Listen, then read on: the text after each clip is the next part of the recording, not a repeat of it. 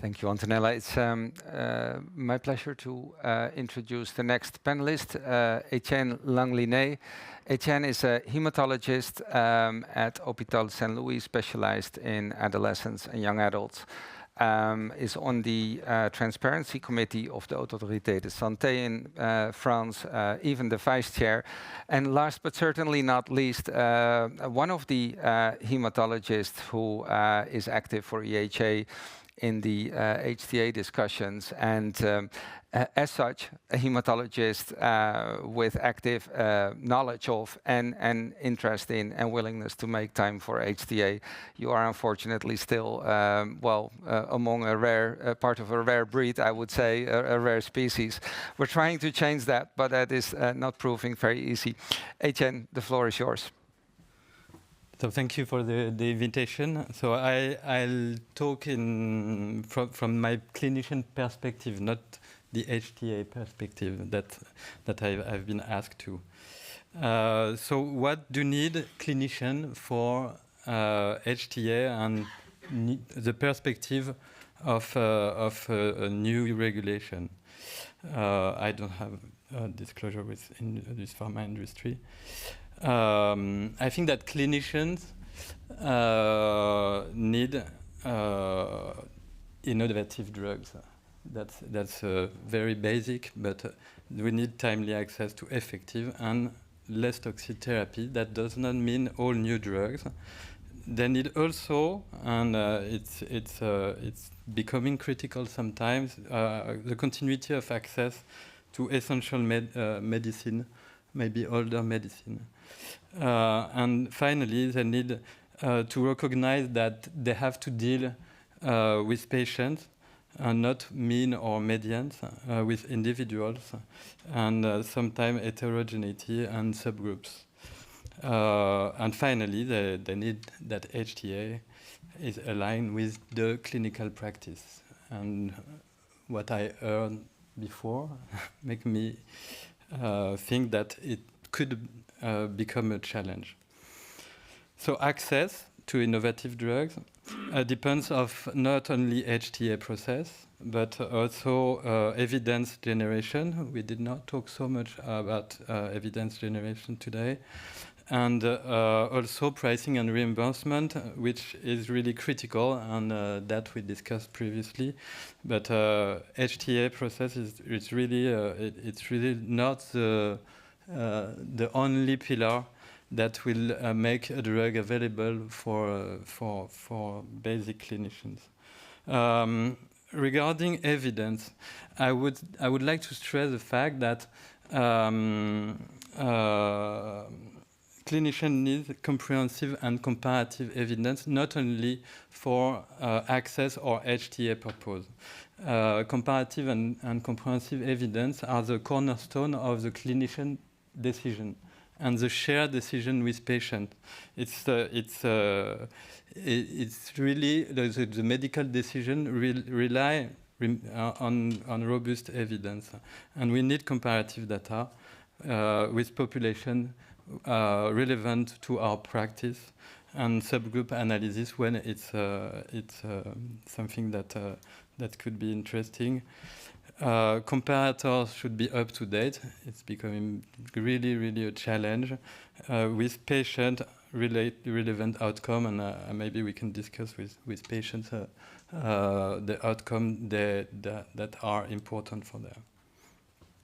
So comparative evidence is really a challenge because, as you've seen, well, I would not say that as everyone I look forward seeing the first JCA, but as you see, it's not possible to generate head-to-head comparative trial for each comparator that will appear in the various PICO for each outcome that everyone is asking without increasing the risk of false positivity because of multiplicity of testing.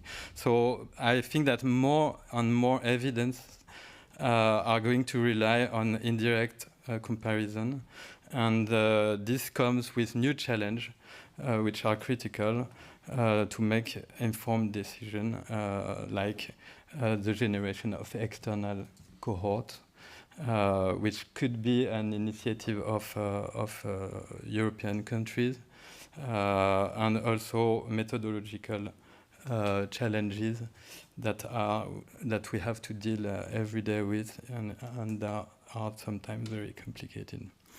So I think that EU HTA comes with opportunities, clearly, because it's a real effort to harmonize our procedures. And also, I think there is a great opportunity in the GSC, because we still remain for HTA decision on trials that have been discussed only at the regulatory level. That means the questions that are related to safety and absolute benefit, which are not critical questions for clinicians and HTA agency. So if there is room for a straightened GSC, maybe in some years we are going to remain on evidences that will be generated by trial with HTA question and clinician question. Regarding GCA, today it's going to remain to rely on trials that have been discussed years before, and multiple PICO will probably generate complex and very difficult to interpret results. So this is another slide to say the same thing. I do worry that the JCA will move a bit away the HTA world from the clinician world, because it's probably become very complex files to interpret, and probably the subject of multiple debates in the medical community. So finally, I'm also late, sorry. I think that EU HTA is both an opportunity and a challenge. I would like to see that GSC would be really straightened, and then in some years maybe we'll have pivotal trial that will answer some critical HTA question and clinician question. I think that PICO must reflect the clinical and patient question at the time they are determined. And there is a very important question for the use of external control cohort that should be implemented and I think at the European level. Thank you very much.